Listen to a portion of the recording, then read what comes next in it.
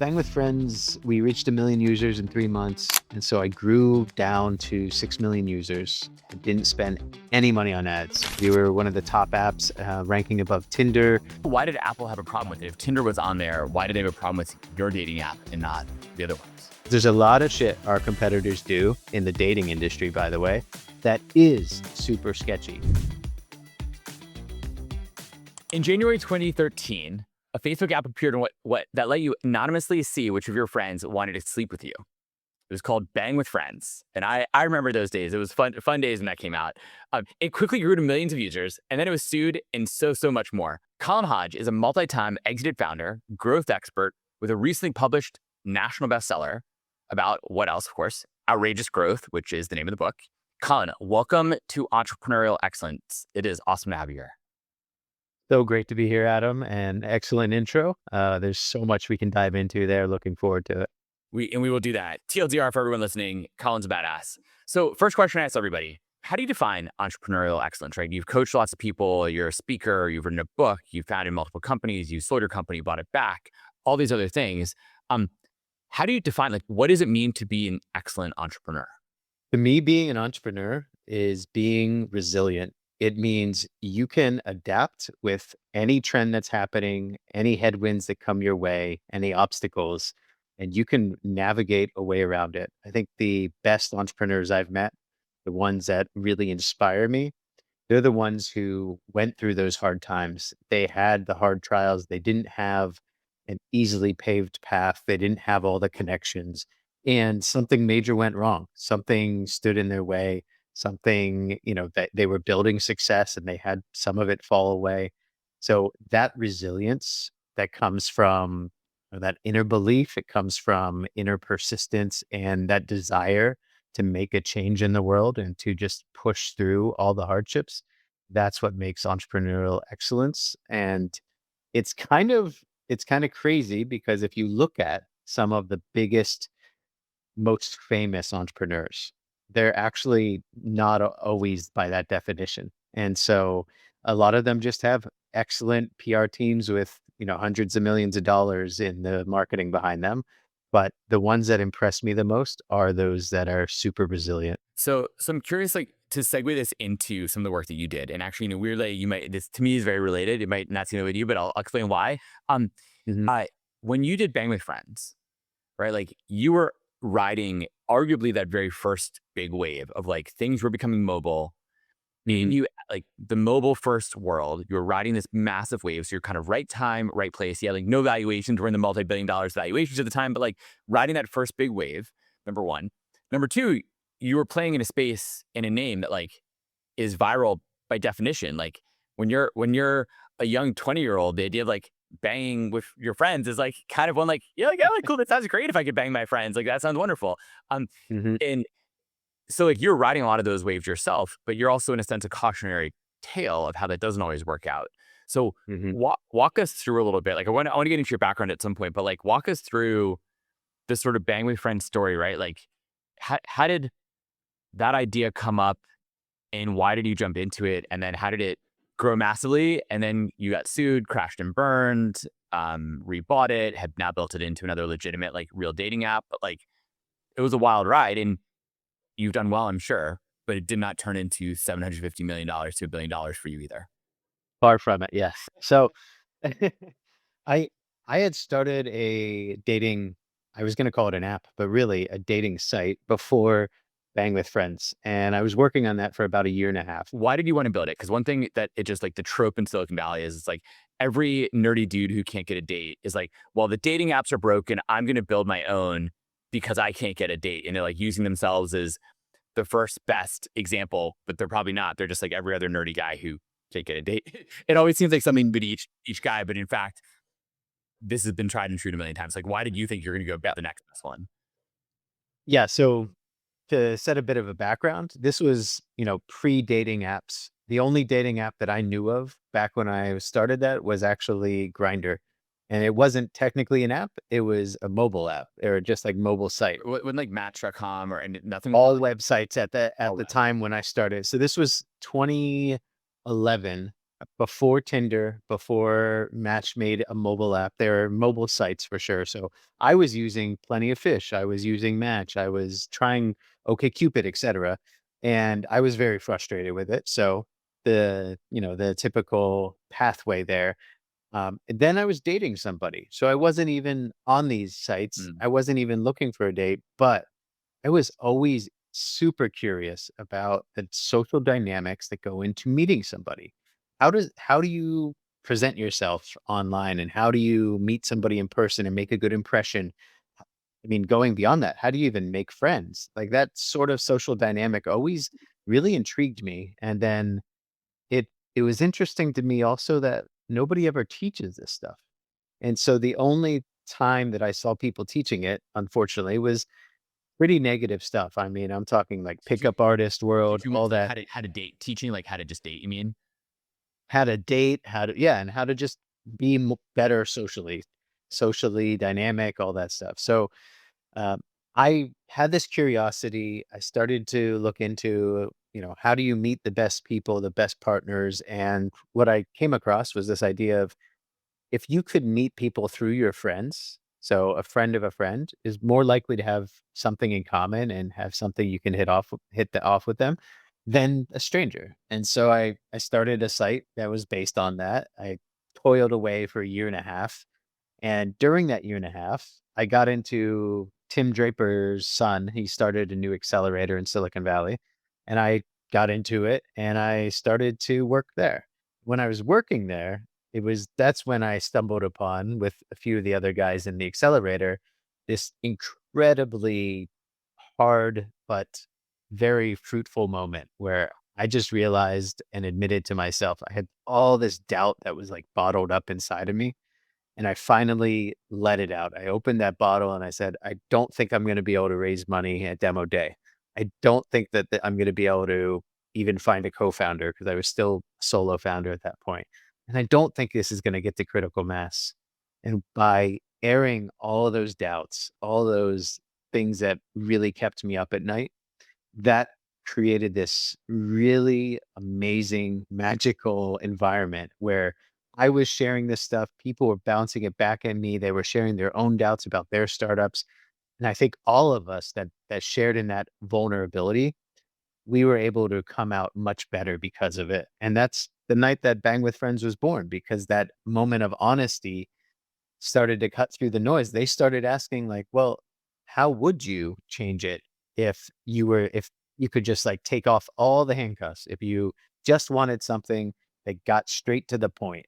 And that's where Bang with Friends came from, because the idea was, meeting through friends is hard because you're relying on that middleman. Yeah. If you try to figure out at a time when we had 1,000, 2,000 Facebook friends, which one of them secretly had a crush on you. That was what was so powerful, is connecting those 2 dots. Okay, but so go back to this great advisor. You had your Tim Draper's or his son sort of accelerator group of people you're talking to. Bang with Friend launches. And I said it's about friends.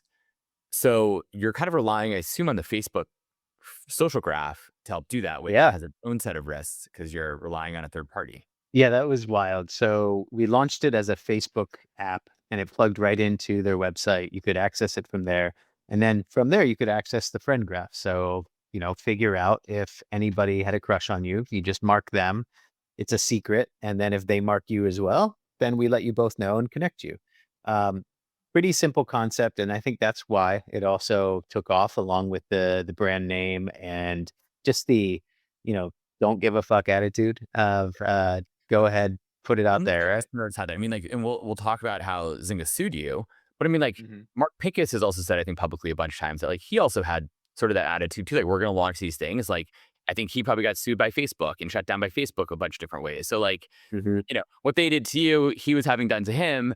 And I think a lot of people and a lot of entrepreneurs have that same attitude of like, I don't care. I think this needs to be in the world. I'm going to go do it, which is arguably the right attitude. It's like, I'm going to go do it despite everyone telling me this is a bad idea. You kind of need as long as you're not breaking the law, you need a level of saying, I disagree with conventional wisdom. So walk me through that. Like, what you're there, you're launching this, takes off. What happens? Yeah, so just on that point, I believe that we as entrepreneurs, we should push the envelope. We should be willing to ignore the traditional advice as long as we or not ignore, actually, that's the wrong phrasing. I would say we should be willing to stand against the wisdom of the crowds, the naysayers. But that doesn't mean we shouldn't be thoughtful on the criticisms and how it affects society. So it's what I would encourage other entrepreneurs and what we try to do is you should try to consider what are the moral arguments they're making. There should be a development with whatever envelope you're pushing. Your morality needs to come through there. You need to think about that. And I think with Bang with Friends, my morality, my standpoint was I felt there was a shame that was around just admitting that you enjoy sex, that you think it's an important part of a relationship, that casual sex has to be a bad thing. I thought that was the wrong take. And I wanted to bring a more brazen, a more sex positive viewpoint to the world. And that has continued over the last 13 years as we've evolved the app and the brand into something that is much more of a casual dating app to meet anybody and to just express whatever you want rather than meet your friends who secretly are into you. But when we launched it, yeah, we launched it on Facebook. It plugged in there. I remember So somebody at before Facebook. before we talk through the story, I want to actually stick on that Yeah. point you made about morality of things. It's kind of interesting. How do you, as a founder, like I think what you're saying makes a ton of sense, but I also feel like that's what a much older, more mature, wiser founder might say. Um, and we sort of celebrate in many cases the founder who's I'm going to go fast and break things. Like Mark Zuckerberg, Facebook's famously was said like move fast and break things, and for a long time that was celebrated. And maybe with good reason, right? Because they had to break some conventions. And then it got overboard. And then there are a lot of harms that came from social media as well. Where is that line and how does an entrepreneur figure that out in the moment? Because you feel like you're doing all the right thing. It's like, I'm sure Mark Zuckerberg felt like, hey, like we're moving fast and breaking things because we have to. Or Elon Musk feels like we need to move fast and blow up a lot of rockets because it's the only way to become a multiplanetary species.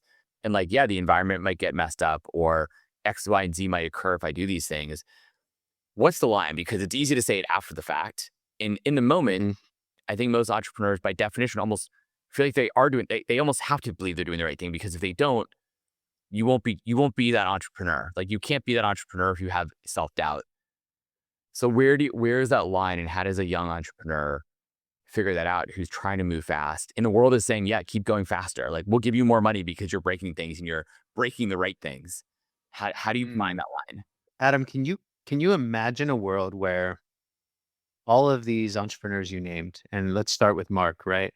So Mark Zuckerberg and everybody else running social networks, instead of just chasing attention and engagement growth and therefore revenue at all costs, their North Star metric was actually positive results, positive feelings for their users, materially making their users' lives better. They've done these studies internally. They know the effects of Instagram, let's say, on preteen girls, right? They know the effects on Facebook and using it if you're, a boomer and you're on it constantly, and YouTube, right? Even YouTube, they know how quickly we've seen independent studies. If you sign up with an account, how quickly you start getting suggested misogynist content. They've done these studies. We've seen it. Can you imagine how different the world would be, how different America would be right now if instead these things, these networks were designed for the betterment of their users, were designed not to just keep them on there, keep them engaged?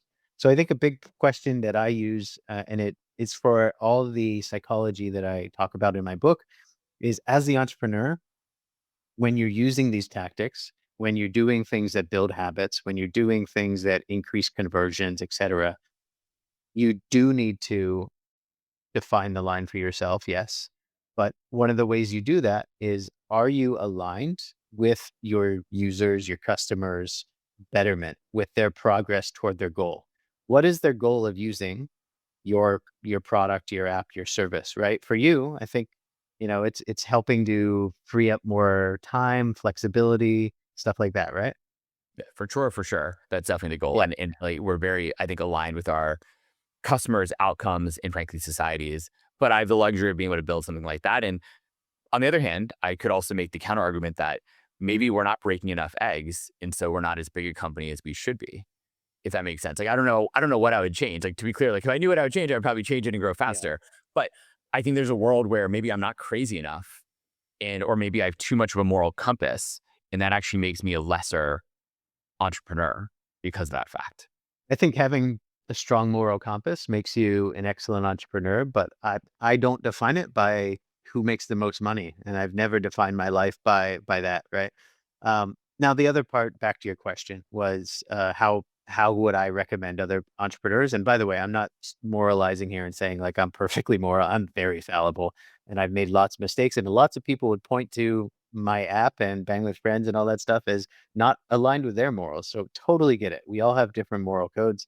Mine is, trying to align in this vision I have for the world. And my vision is I've seen the damage that stigma around sex and the negativity around it and just dating in general, just dating app stigma can really harm people and keep them stuck in a very small pond for dating, a very, limited situation where you can't find a good relationship, all that stuff. So I've seen, the negatives and I'm trying to counteract that. And what I would recommend for other entrepreneurs is find that, way to align with that. And then also diversify the viewpoints that you have that you're talking to get advice, to run things by, to say, hey, this is the vision we have. This is how we're gonna get there. Where do you see this going wrong for people for that community? When we launched Bang with Friends, there's definitely an issue with, I would say, like, people felt like they were on the app, even if they weren't on it, they didn't sign up, right? Because it was all of your friend network. And so that was one of the things we had to consider. And we had to say, well, we don't want to expose everybody who's on there and mark them and say, oh, only this person's on. So that was one of the things we had to think about, and we got some blowback about that. So there's no perfect answer, but getting those opinions and hearing that outside opinion, not just your investors, not just people who, are aligned with that vision from the start for whatever reason, but people who are not, they don't have a direct stake in it yet. That's very important. And kind of like that friend that I was talking to, she was able to ground me and kind of give me some of that perspective. Yeah, I mean, I think as a moral person, I totally buy what you're saying, and I think it's probably a better way to lead one's life.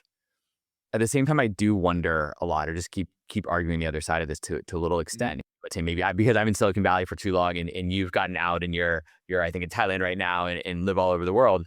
Um, but like I could also see a Mark Zuckerberg, or even more recently, I would actually argue, Dario Amodei or Sam Altman or all these other folks, and like my impression for a lot of them is like some of them actually are pretty moral people who care deeply about this kind of new thing they're birthing in the world. Maybe not Sam Altman, less so maybe, but like Dario Amodei seems like it very much like cares deeply and thinks very deeply about what AI can do and will do to the world. At the same time, I can also imagine him making the argument that if I don't build it, someone else who's a much worse actor will. Now, does that mean we should have someone with that much power, or Mark Zuckerberg with that much power over our social networks, who's an unelected leader owning that? But these are all weird challenges. Or, if Dario says, well, I don't believe this should have this much power, so I'm going to step back and Anthropic will slow down. Does that mean then the Chinese catch up or OpenAI takes over? And so you run into these weird moral dilemmas where you believe you are a moral person, and probably most people believe that about themselves. Um, you believe you are trustworthy with this thing, but you also believe if I don't build it, when the opportunity is in front of me, I essentially give up that opportunity and fail. And there's lots of companies that tried to build social networks like Facebook and failed. Now, wrong timing, wrong app, or maybe the founders just had more morals and were unwilling to break certain rules, and they failed that way. There are lots of people tried to build better search engines and also didn't fail, and Google took over.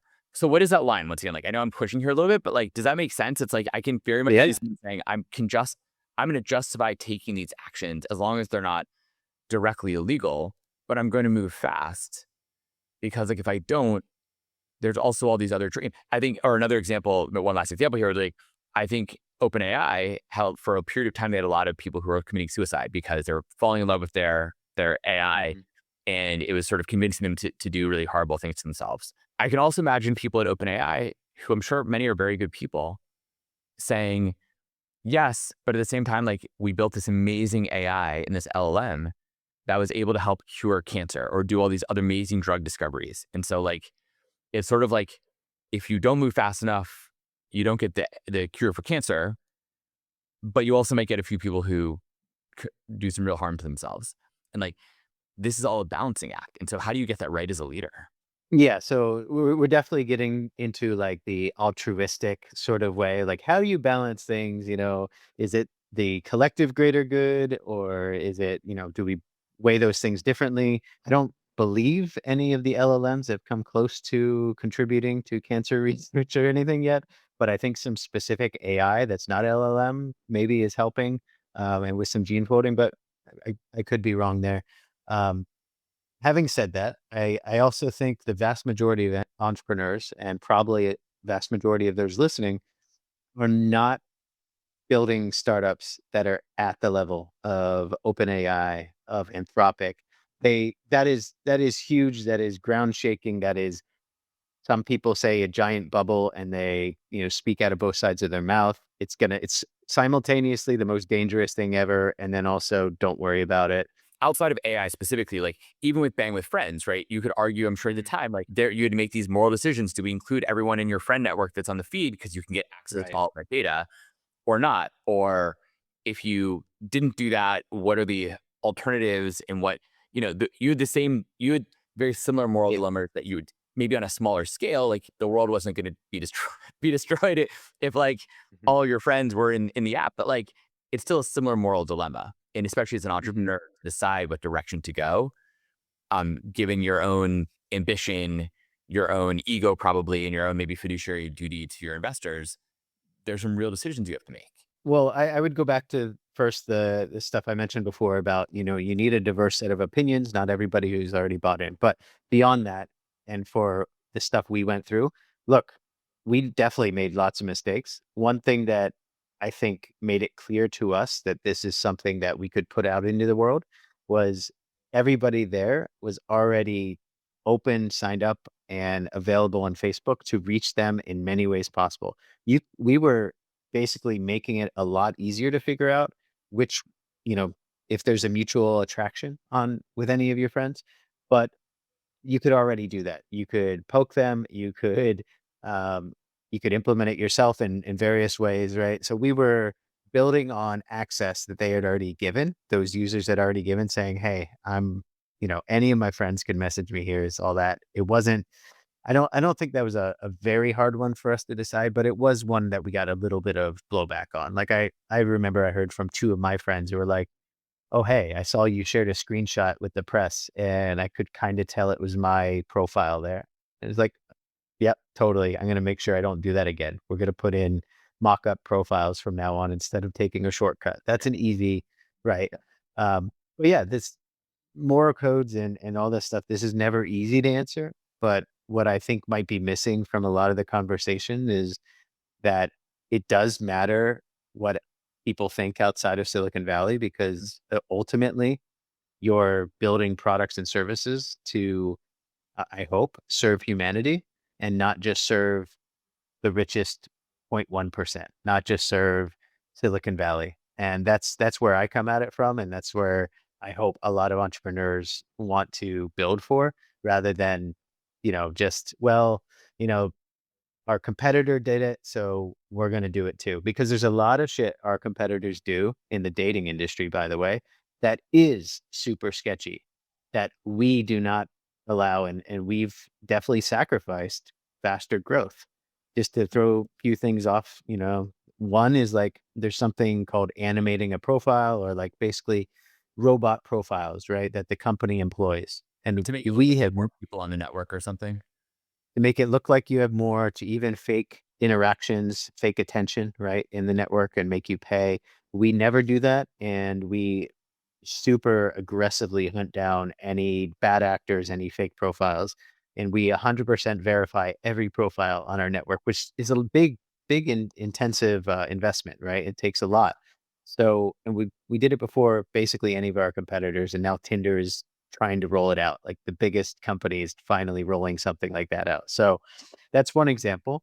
Another one is a lot of them just, they run, tons of, everybody knows the infamous, like, somebody near you wants to meet you sort of ad that's running. Those are obviously fake, right?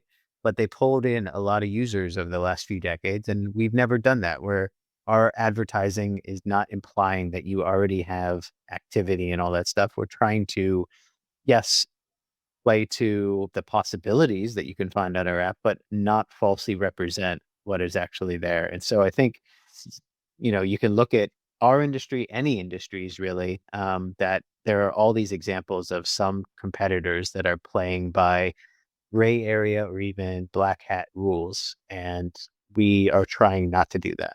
Why? So just quickly, like, how did you end up from like upstate New York, Cornell, to an accelerator to doing Bang with Friends? I mean, like, once again, lots of people want to go meet their friends and be social and frisky in that way. Um, Yeah.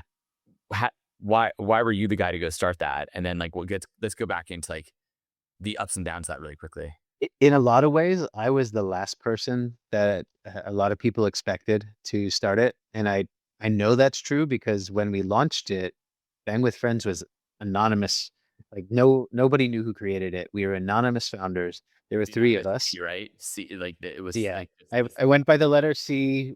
That was my email, c@bangwithfriends.com, and all of the interviews I gave were just under that pseudonym, just C. And we did that, by the way, because we were in this accelerator, and we had, I had my other dating startup that I was still working on, and this was a fun, drunken side project that happened to start to get traction, and then we sent it around, and it really blew up.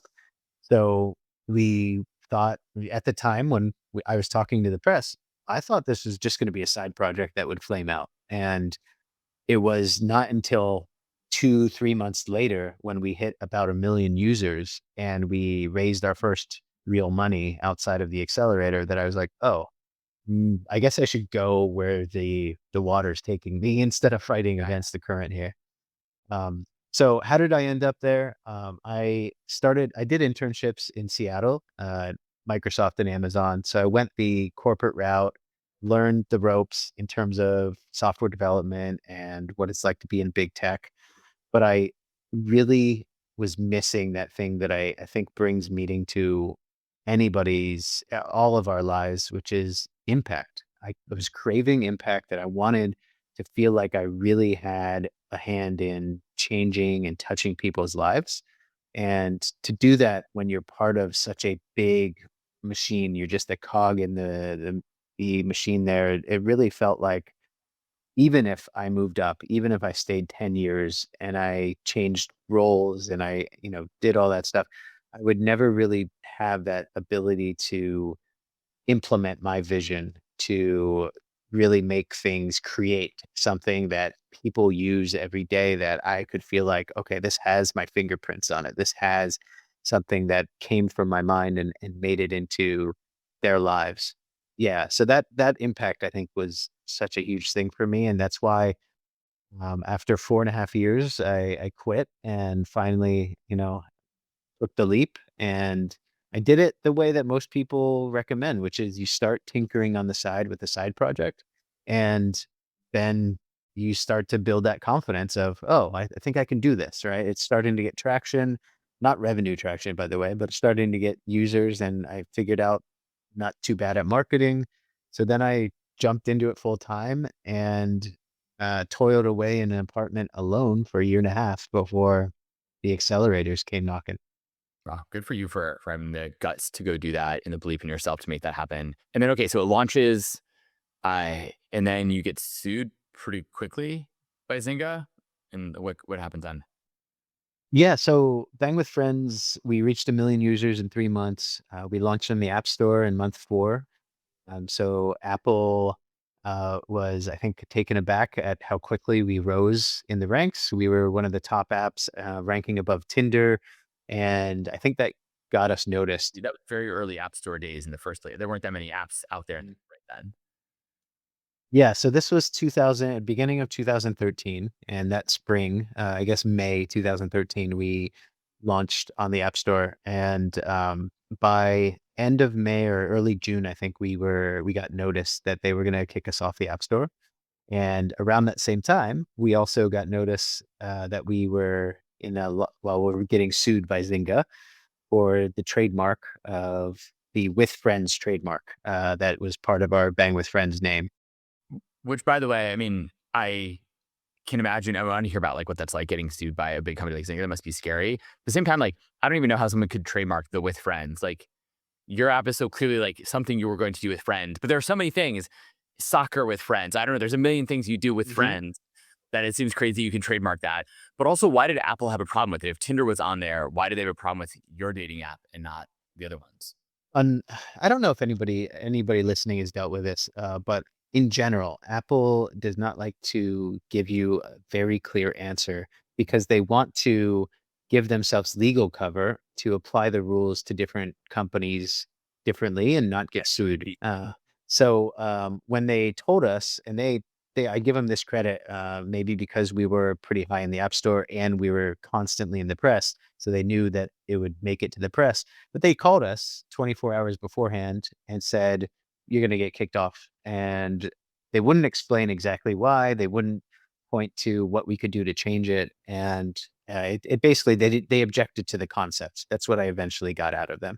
And the concept being a sex forward, sort of app that was on their store versus Tinder, which at least gave a cover that it was not for hookups. It was not for casual sex. It was not for banging, right? Right. Your name basically branded you as a sex app, even though arguably Tinder became that largely, and that's what a lot of those things were to many Yeah, extent. Your name helped you grow really fast, but your name also branded you in a dangerous way. exactly. The very thing that allowed us to stand out the most from the rest of the industry, that directness in our branding and the product approach, was the same thing that Apple and other companies, banks and other stuff object to because it's too direct. You're supposed to do that. You're supposed to keep that stuff underground and just hush hush. And it's okay that, an app like Tinder or whatever is probably facilitating, 100 times whatever more casual sex and hookups and other ish and even, the actual dark side of things, which is, when dates go wrongly and stuff go bad, right? That's okay because they're not advertising it directly. It's a wink and a nod, right? And so for us, it was a double-edged sword. But our app was not even called Bang with Friends on the App Store. We called it BWF, and then the part that they really objected to was there was a button on there in the app that still said "down to bang," and that's where they're like, "Ah, the word bang here, some of the graphics, no nudity, but, implications of sexual out nature," right? Are there things then in retrospect that you think you could have given some of the moral things you mentioned? Like I can see how someone who, you were what in your early 20s or something then, right? Like someone at that age might say like, okay, like Late 20s, yeah. late 20s, but even still, like, be like, it's kind of funny to have a down to bang button and some slightly risque photos. Like those from that mindset, I can see making a ton of sense. Do you, in retrospect, think you could have or should have said, okay, Apple's going to do this. This is going to be huge for our business. I mean, did you immediately then rewrite the whole app and like resubmit it the next day and say, like, okay, we're going to get rid of down to bang and change the photos and we've already changed our name. Like, did you try to, was that an existential threat? Like, hey, maybe we should rethink things. Like, maybe it's capricious, it's ridiculous that Apple has these rules, all these other issues, but like it's their store and they want to make it pretend that it's like the clean side of town.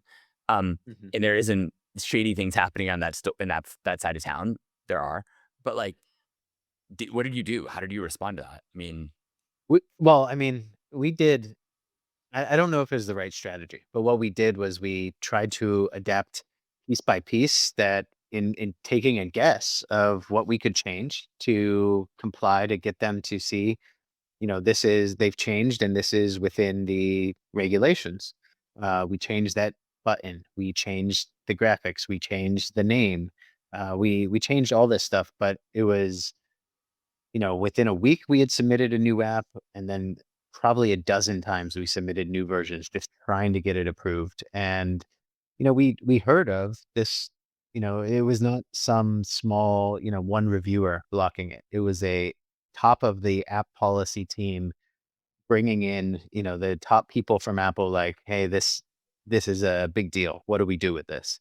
And I think they had to realize, like, this challenged their way of looking at the App Store in a way that never had really happened before. Because before that, they were like, "Oh yeah, dating apps, okay, we're gonna let them on." But, they also, with apps like Grinder, for instance, Apple tried at least then to be a more progressive company, and that gave, they knew there would be huge backlash if they didn't accept Grinder, right? And, Grinder at the time, at least, it's much more, I would say, scandalous with the user profiles than anything that you would get from a Facebook profile that showed on our app, right? It's a different line, different interpretation based on who runs the company, what the concept is, and all that stuff, and what they feel like they would get blowback on. And by the way, Zuckerberg, I heard a rumor, can't confirm it, but because we were blowing up and we were one of the top Facebook apps at the time, it also made it into a meeting with him, and they were talking about what to do with it too. So how did that? So okay, so you have this essentially existential threat from the App Store. You had a Mhm. major lawsuit from Zynga, and it kind of killed the company, right? I mean, what happened? Almost, yeah. So it two existential threats, I think within a week or two of each other, maybe even the same week. It's blurry now. And I found myself, crying in the shower and just breaking down from all the stress. To be honest, it was a miserable, miserable time, and I felt like the company was coming to an end. Everything that I had built was coming to an end, and that there was nobody who could help me. I reached out to investors, I reached out to advisors, and people, to their credit, a lot of them reached out and tried to work their networks, but nothing was really useful. So, the what how we got through it was, one, just sleeping on it, and two, getting that outside perspective of, it feels like, the weight of the world's on you, but really in a few years, this is not gonna be a big deal to you. So we went to battle with Zynga. We had our counsel, we found trademark counsel as well, brought them in, sat, three of us against their 12 lawyers that were all in-house, and marched them in to represent their $1 billion plus company. Went through mediation with them. Didn't, I can't disclose the terms, but let's just say, it didn't financially change our position. And, then navigated the next crisis with Apple, right? And it was just pushing through those challenges, and being adaptable, and finding a solution that we could get to. And where we landed was rebranding to Down, which was, a direction we wanted to go anyway, because Bang with Friends, as great as the name was and provocative and outrageous, it's also very much limiting. So we already wanted to expand beyond, just the casual banging with friends market. The both parts of that name were too restrictive for us. So we're happy that we rebranded, but it was a bit faster than we planned. And then you sold a company, right? And then at some point, I think Mhm. you bought it back. What were all the decisions that went into that?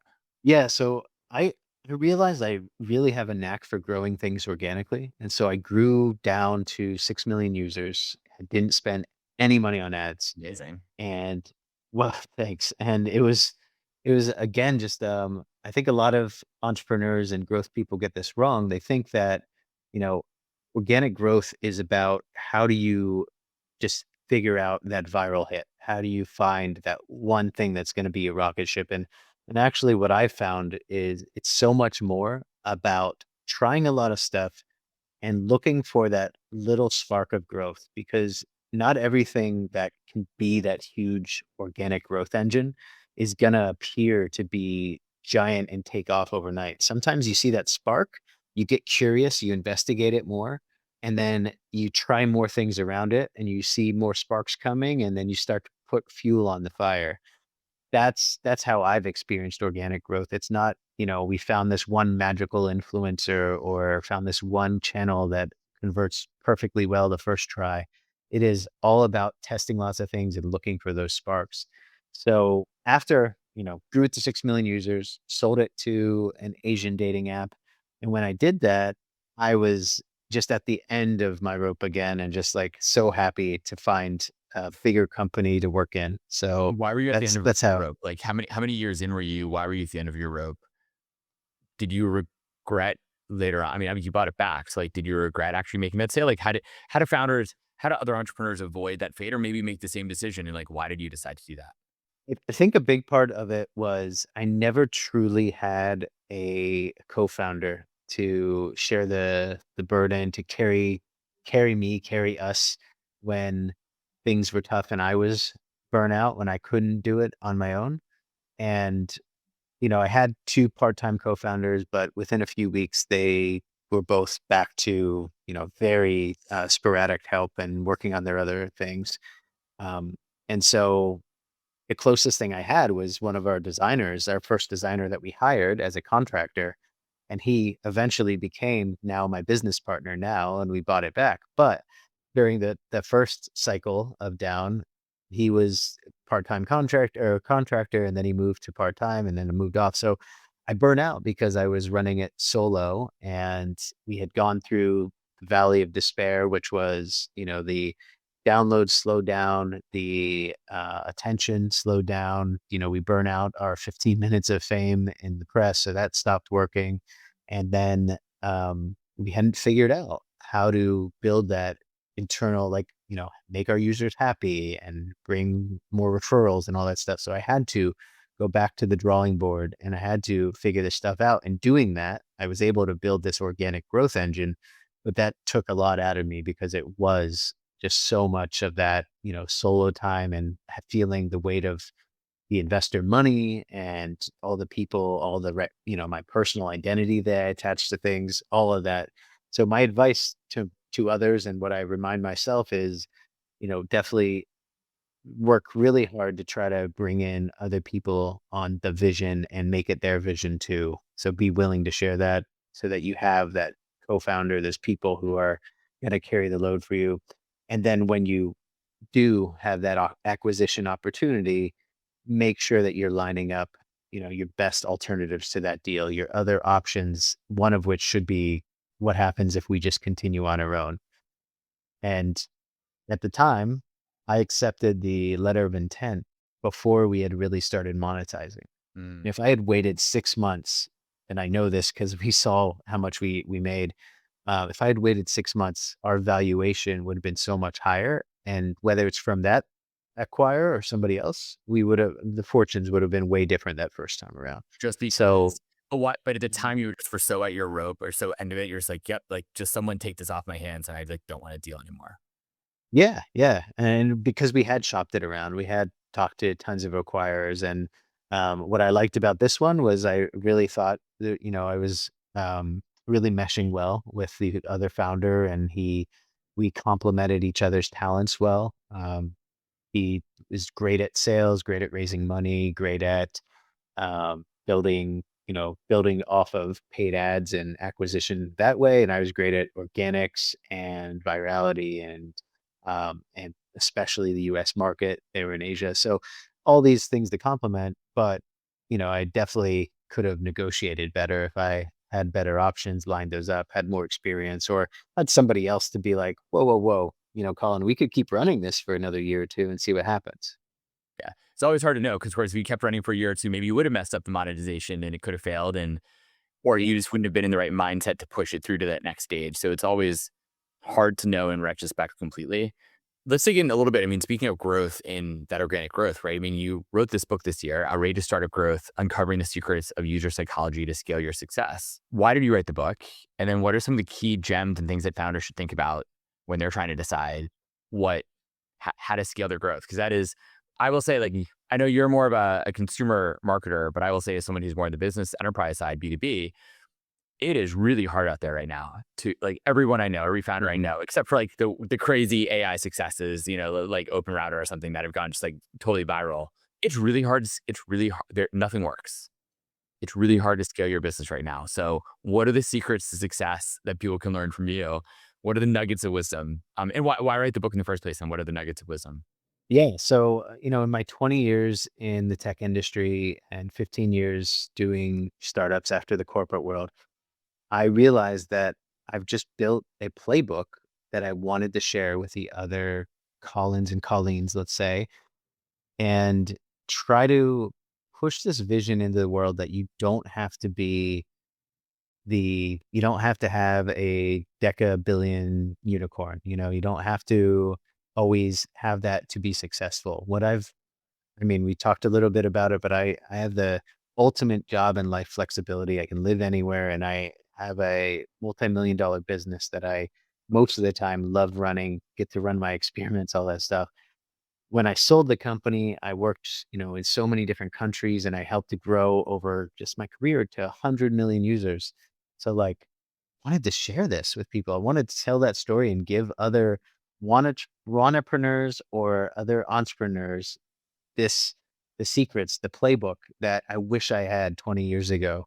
And I think, when I hear from people who have read it and something stands out to them, usually not the part I expect, but something will stand out to them.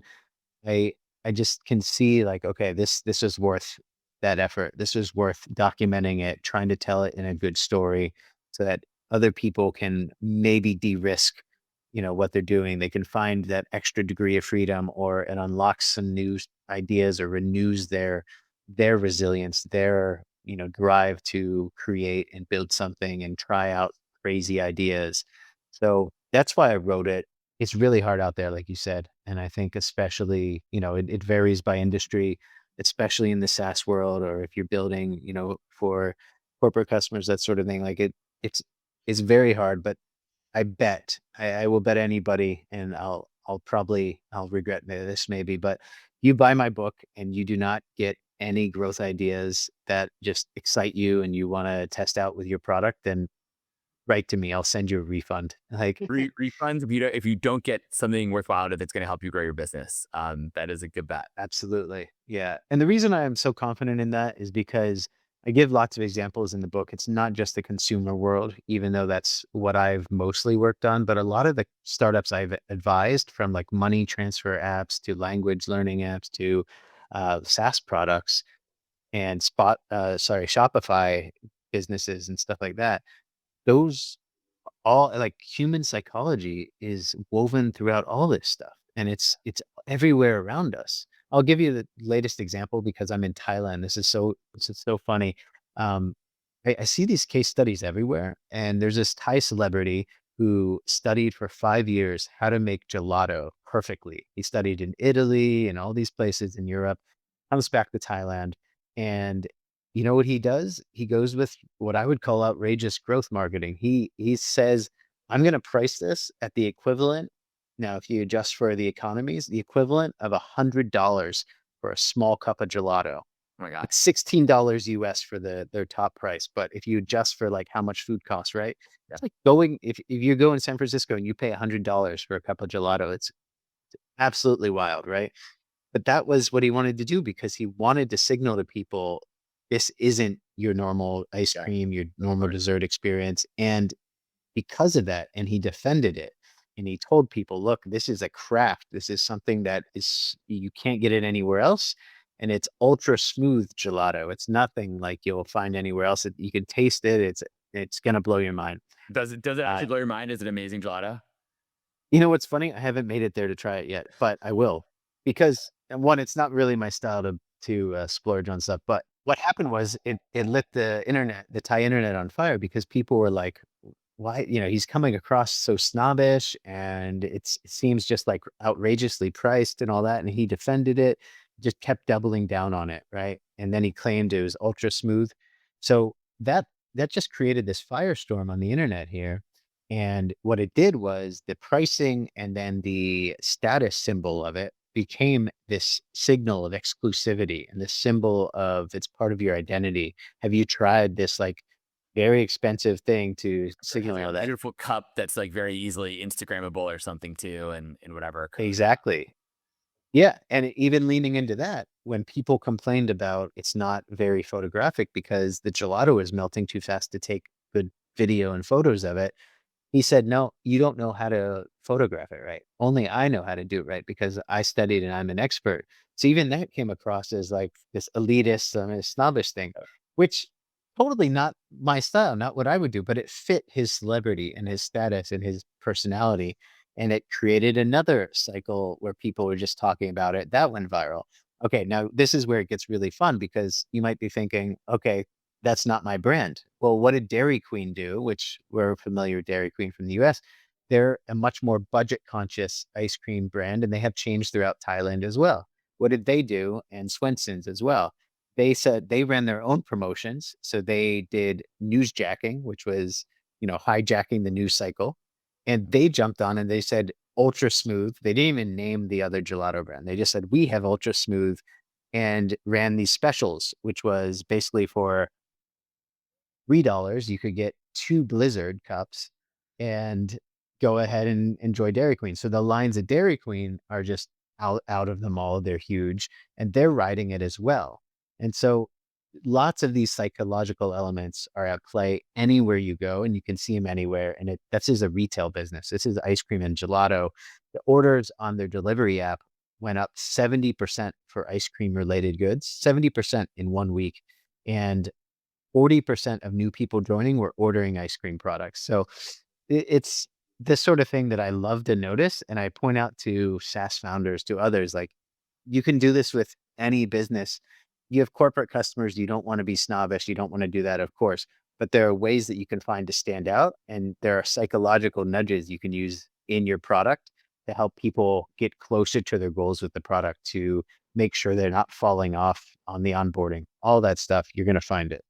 And do you think it is the quasi outrageous things that help you get to where you need to go? Like, to some extent, like, you have to stand out somehow to be like a pretty successful entrepreneur?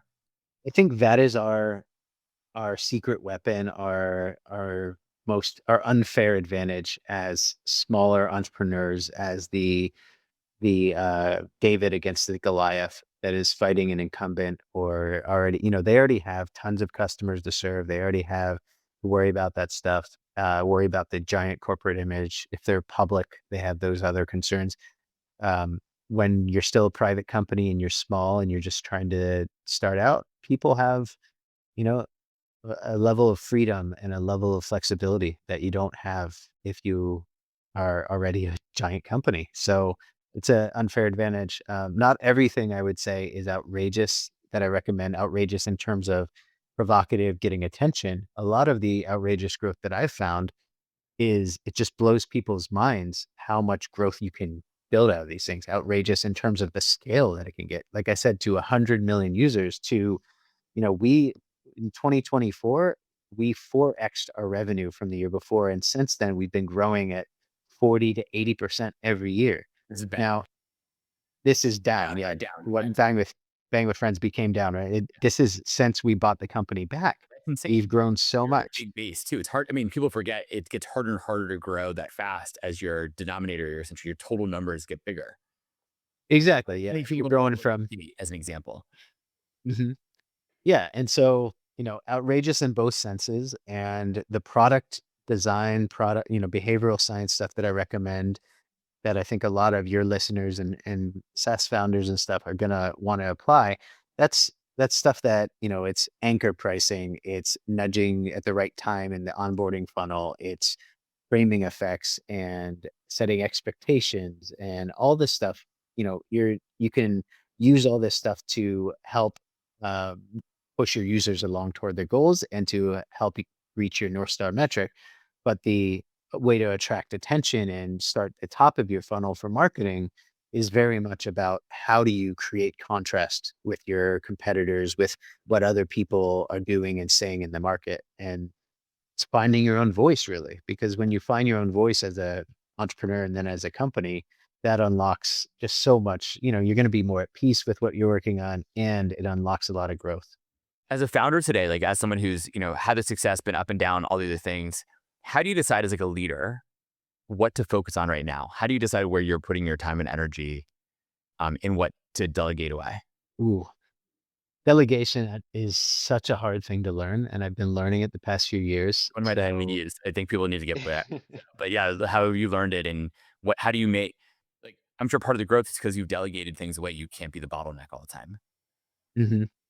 Yeah, so, the basic thing for me was I wanna delegate away the things that I don't enjoy or that I don't want to become the best at. I don't want to be the resident expert in. And so a lot of those things end up being, if I have already done it, like I was the best on our team at organic growth and app store optimization and stuff like that. I gladly taught one of our best hires really, everything I know about it. And I still oversee it. I still review her work, but it's much more hands off and he drives it. And, 95% of the time, hands off for me. So I've delegated that. And it really has worked out well because when I don't want to be the resident expert on it anymore, or I don't enjoy doing it anymore, and I want to spend my time on other things, then that's such a clear and obvious win and relief when you delegate it away. That's easier to let go of, right? And so how do you decide what to focus on then? Like on a day-to-day basis, how do you decide, okay, I'm going to go focus on this, or week to week or month to month? How are you making the decisions on what areas to pay attention to? hmm Uh, First, I start with as a baseline. What do I enjoy working on? What would bring me joy to actually work on? And Yeah. that's maybe sounds like it sounds So hard it's the for right people to baseline. do, but yeah, People but forget it's that. a great starting point. I come across a lot of Yeah. founders who are doing a lot of things and creating it sort of, most people don't like doing the back office chores, hence it's why I have a company.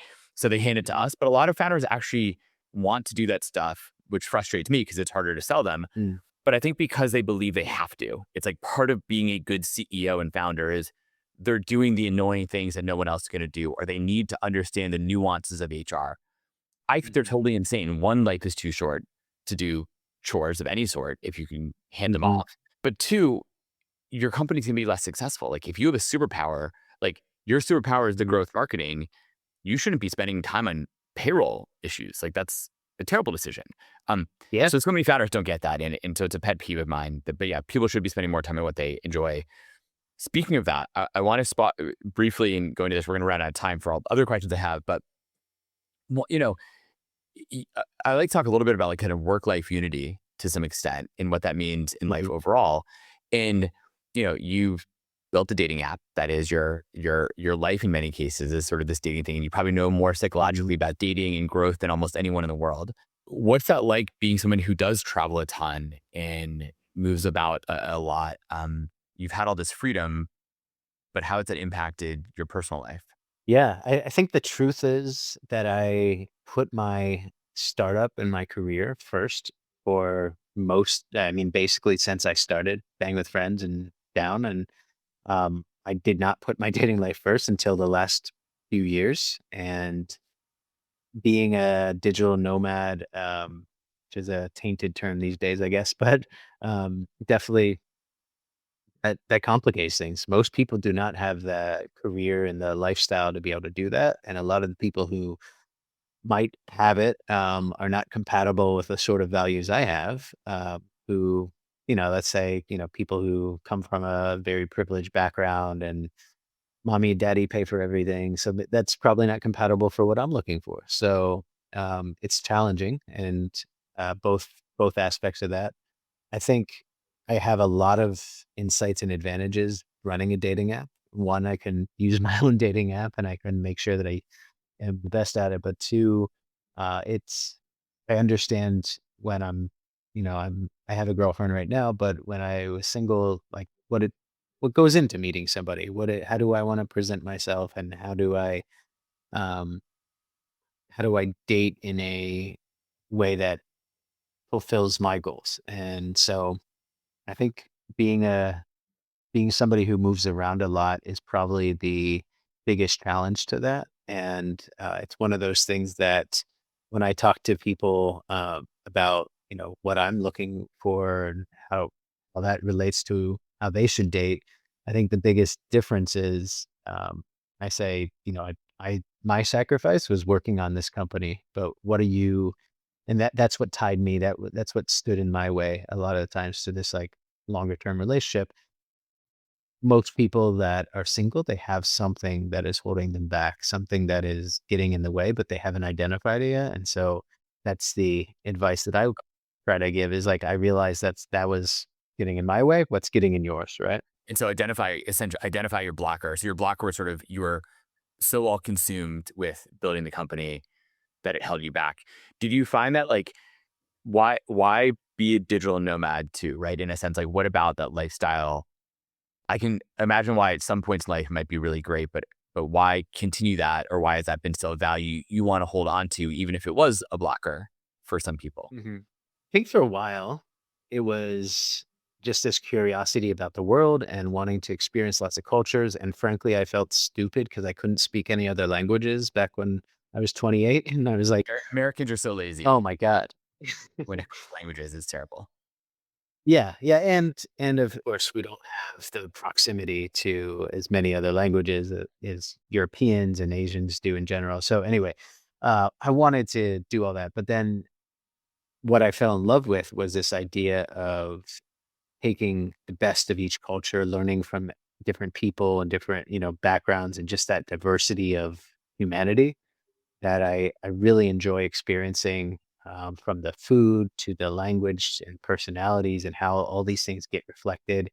And then tying it back to, what I learned about psychology is how psychology and applying this stuff is the same across every culture in that there's always a strong element of it. Almost all the successes for business and relationships can be explained by how we think and how our minds work. And you see them expressed in different ways across different cultures, but this tool set that you're getting can be used anywhere. It's just a matter of tweaking and tuning it, right?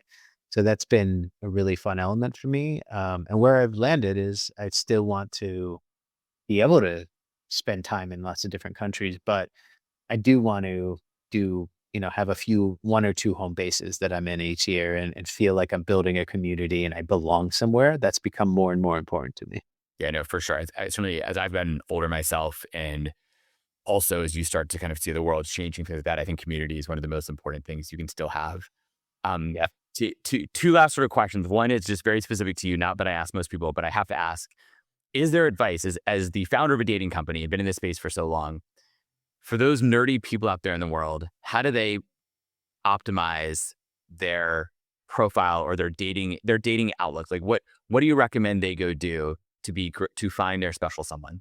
Men in general, I would say men in general are awful at taking photos. So invest in a photographer who has taken dating photos before. Look at their own dating photos. Get other people's opinions on their dating photos to Just help get you your choose friend's a dating photographer. photo out of the blue, like invest in it. Invest in it, actually I write about, and I'll be sharing even more about what sort of photos work best depending on who you are and your orientation.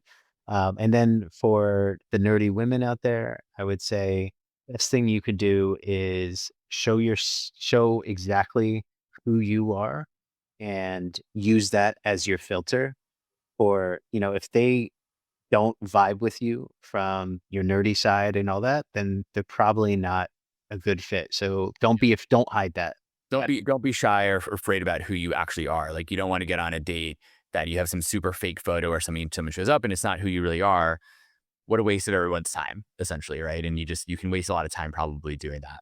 exactly. Yeah. And I mean it actually applies to everybody, but definitely for the nerdier women out there, Men are more they superficial, so probably so yeah. yeah. But for the women, if it's like if it's a fake photo, it's not going to go very much further, most likely, Yeah, unfortunately. fake photo, but also like disclosing like exactly what you're into and looking for that. And for everybody, the last bonus tip there is we don't actually know exactly what we're looking for. We think Mhm. we have an idea, but when you're setting your filters on any app, be a little more generous and open minded with people because whether they are a bit out of the normal age range, they're a little older than you might want, or slightly different body type or height or whatever it is.